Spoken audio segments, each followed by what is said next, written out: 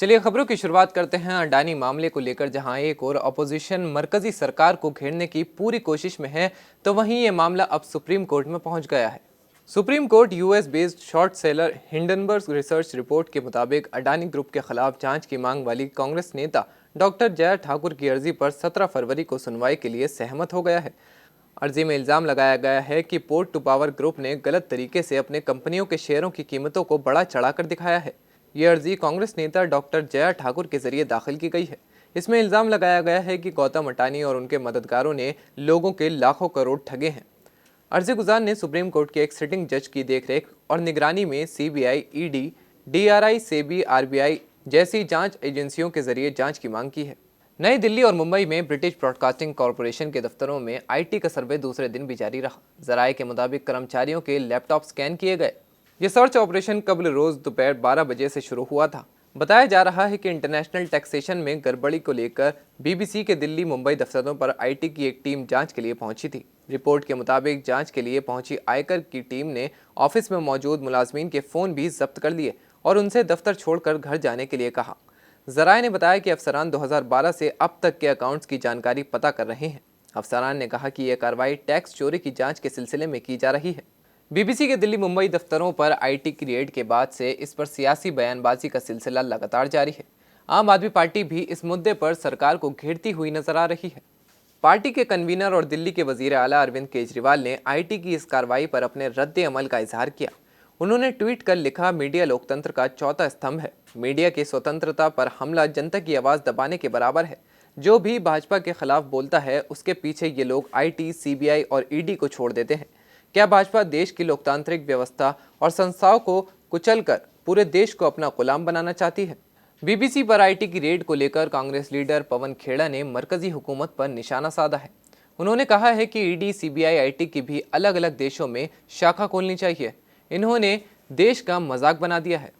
ED, CBI, income tax का अब अलग अलग देशों में एक फ्रंटल ऑर्गेनाइजेशन तो इनकी बनी गई है।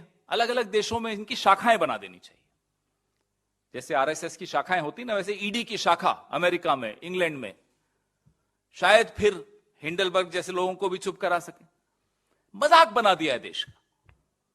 ही is made a mockery of this country. We are not a banana republic and we'll never B.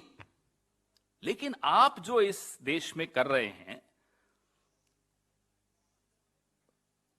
Philip Kotler award न पहले सुना न बाद में सुना, पूरा तंत्र जागृत हो गया। अरे साहब, मोदी जी को जय जयकार हो गई, फिलिप कॉटलर अवार्ड मिल गया। तब विदेशी साजिश नहीं होती।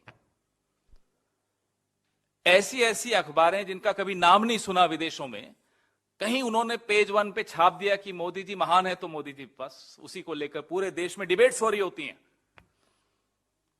विश्व गुरु, जो अब तक तो देश के मीडिया को काबू करता था, विदेश के मीडिया पर भी रेड डालता है। विश्व गुरु ऐसे बनते हैं। विश्व गुरु पूरे विश्व के मीडिया पर रेड डालेगा, ऐसा विश्व गुरु हमारा।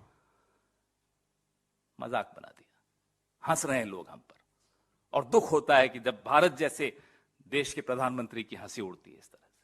अफसोस होता है, भले विपक्ष में हो हम, प्रधानमंत्री होता है, अपनी हंसी खुद उड़वाए जा रहे हैं। मुझे याद आया,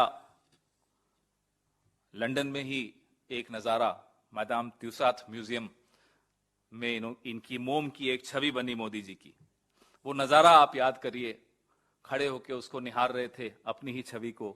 आप लोग सब, कैमरा टीम्स गई थी, सब फोटोएं खींच रहे थे।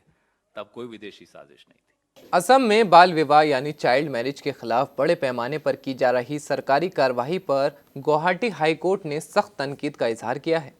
हाईकोर्ट ने बाल विवाह को रोकने के लिए बच्चों को सख्त कानून के तहत मुलजिम बनाने पर कड़ा रुख जाहिर किया है। पूरे असम में बाल विवाह से जुड़े हुए 3000 से ज़्यादा लोगों को अब तक हिरासत में लिया गया है और उनको जेलों में रखा गया है।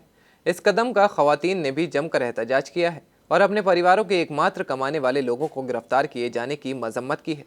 पॉक्सो कानून के तहत मुलजिमीन 9 लोगों को गिरफ्तारी से पहले जमानत देते हुए गुवाहाटी हाईकोर्ट ने कहा कि ये ऐसे मामले नहीं हैं जिनमें हिरासत में पूछताछ की ज़रूरत हो। जस्टिस सुमन श्याम ने कहा कि आप कुछ भी जोड़ सकते हैं। यहाँ पॉक्सो आरोप क्या है? क्या यहाँ रेप का कोई आरोप है? उन्होंने एक और मामले की सुनवाई करते हुए लगाए गए इल्जामात को अजीब बताया। हाईकोर्ट ने बाल विवाह को रोकने से जुड़े एक दूसरे मामले में कहा कि ये हिरासत में पूछताछ के मामले नहीं है।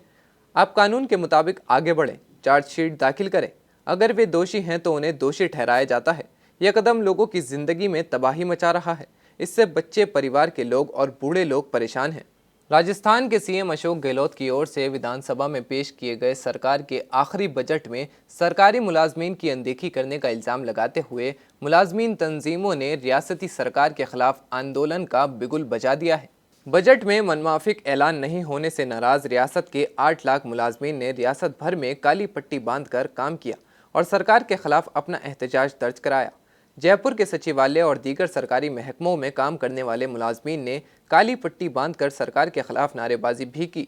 मुजाहिरीन का कहना है कि इसके बाद विधानसभा घेराव 2 मार्च को राजधानी जयपुर में होगा, जहां पर रियासत भर के मुलाजमीन रैली निकालकर विधानसभा का घेराव करने पहुंचेंगे। उनका कहना है कि सरकार ने इन लोगों के साथ वादा खिलाफी की है।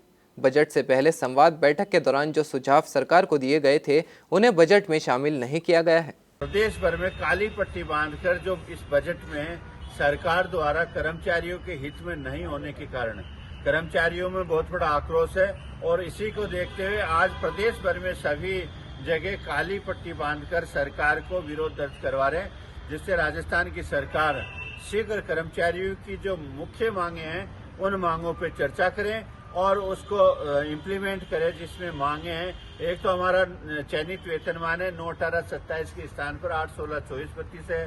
दूसरा सचिवालय के हिसाब से द्वितीय पदोन्नति का पद 4200 है और तीसरा जो चतुर्थ श्रेणी कर्मचारी उनका पद नाम करके MTS करना है। अन्य 21 सूत्री मांग पत्र, उसी मांग को लेकर 2 तारीख को प्रदेश व्यापी आंदोलन किया जाएगा, जिसमें जयपुर में शहीद स्मारक पे 2 मार्च को एक बहुत बड़ा विशाल धरना दिया जाएगा और उसके बाद में आगे की रूपरेखा तैयार की जाएगी। झारखंड के पांगी नामी जगह में 2 तबकों के बीच तनाजा हुआ, जिसके बाद यहां धारा 144 लगा दी गई। साथ ही अफवाह फैलाने वालों को लेकर सोशल मीडिया पर निगरानी बढ़ा दी गई है। पलामू डीसी और एसपी समेत आला अफसरान मौके पर कैंप कर रहे हैं। लोगों से अमन बरतने की अपील की जा रही है। पांगी का इलाका पुलिस छावनी में बदल गया है। लोगों को समझाने में पांगी थाना पुलिस जुट गई है। हालात पर काबू पाने के लिए 100 से ज्यादा जवान तैनात किए गए हैं। वाज़ेह रहे कि पिछले दिनों महाशिवरात्रि को लेकर एक मजहबी मकाम के करीब तोरण द्वार बनाने की वजह से तनाज़ा खड़ा हो गया था, जिसके बाद 2 तबकों के दरमियान पत्थरबाजी हुई थी। फिलहाल हालात कसीदा लेकिन काबू में हैं। हज़रत ख्वाजा गरीब नवाज के 2 मुरीदों का उर्स इस्लामिक महीने रजब की 24 और 25 तारीख को अजमेर दरगाह में मनाया जाएगा। ये वो ख़ास मुरीद हैं जो दरगाह के खादिमों के दादा साहब हैं। ख़ास बात यह है कि दरगाह के खादिम सैयद जागदान के दादा साहब हज़रत ख्वाजा गरीब नवाज के रिश्ते में भाई हैं, जिनका नाम हज़रत ख्वाजा फ़खरुद्दीन गुरदेज़ी है, जबकि हज़रत शेख मोहम्मद यादगार सब सवारी से दरगाह के खादिम शेख ज़ादगान जमात हैं। इन दोनों की बुज़ुर्गों के 2 रोज़ा उर्स को लेकर अंजुमन सैयद जागदान और अंजुमन शेख ज़ादगान ने अपने अपने उर्स कन्वीनर मुकर्रर कर दिए हैं। इस्लामिक महीने रजब की 24 तारीख को उर्स की अहम महफिल और 25 रजब को चादर के जुलूस के साथ कुल की रस्म अदा की जाएगी। अंजुमन सैयद जादगान के उर्स कन्वीनर हाजी सैयद इमरान चिश्ती ने बताया कि उनके जद्दा अमजद दादा साहब हज़रत ख्वाजा फ़खरुद्दीन गुरदेज़ी का हर साल उर्स मनाया जाता है, जिसमें अक़ीदतमंदों के लिए लंगर का भी इनेकाद किया जाता है। अंजुमन की तरफ से नियाज और नज़र के साथ साथ सूफियाना महफिल और चादर का जुलूस भी निकाला जाता है। हज़रत गुरदेज़ी दादा साहब का मज़ार हज़रत ख्वाजा गरीब नवाज के मज़ार के करीब बेगमी दालान की तरफ है, जहां सभी खादिम जमात के बच्चे, बूढ़े और जवान हाज़िरी देकर दुआ मांगते हैं। इसी तरह खादिमों की दूसरी अंजुमन शेख ज़ादगान के भी दादा साहब हज़रत शेख मोहम्मद यादगार सब सवारी का उर्स भी साथ में ही मनाया जाता है। हज़रत सब सवारी दादा साहब का मज़ार भी दरगाह में संदली मस्जिद के पास है, जहां तमाम शेख ज़ादगान जमात के खादिम चादर पेश करते हैं और दरगाह के महफिल खाना में आम ज़ायरीन के लिए लंगर का इनेकाद रखते हैं।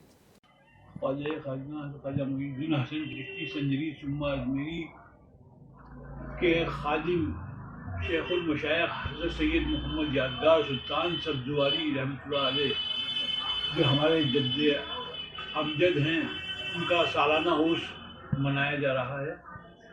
यहाँ असर की नमाज 25 रजब को असर की नमाज के बाद त्रिपुरा गेट से चादर का जुलूस जाएगा दरबार शरीफ में। दरगाह शरीफ के अंदर जहाँ दादा साहब का मज़ार है वहाँ पर जाके चादर पेश होगी, तबरुक फाता होकर तकसीम किया जाएगा, फूल पेश होंगे दरबार में गरीब नवाज की बारगाह में। और शाम को बाद नमाज मगरिब लंगर आम का प्रोग्राम रखा गया है। यहाँ पर तमाम ज़ायरीन, तमाम जितने भी लोग हैं जो भी शिरकत करने वाले हैं, सब लोग वहाँ दरबार में आकर के लंगर बाद नमाज मगरिब का अहतमाम किया गया है। दूसरी रात को महफिल समा होगा। दूसरे दिन 1 बजे दिन में दरबार शरीफ के अंदर महफिल समा होगा और कुल की रस्म अदा की जाएगी और तमाम ज़ायरीनों को तबरुक तकसीम किया जाएगा। मोहम्मद सुभान चिश्ती, प्रेसिडेंट अंजुमन यादगार चिश्ती, शहीद गन खुद्दाम ख्वाजा साहब अजमेर शरीफ। जो हमारे दादा हुजूर होते हैं उनका उर्स मनाया जाएगा, सालाना उर्स होता है। उसका कन्वीनियर हमारी कमेटी की तरफ से मेरे को बनाया गया है। तो उसके अंदर के जो लंगर होता है बाबा के दरबार के अंदर में हुजूर में चादर पेश होती है और कुल की रस्म होती है। उसके अंदर में जो फातह खानी होती है, जो नियाज होती हैं, जो लंगर होते हैं, ये हमारी अंजुमन कमेटी की तरफ से खुद्दाम हजरात की जो कमेटी है अंजुमन, तमाम खुद्दामों की तरफ से की जाती है।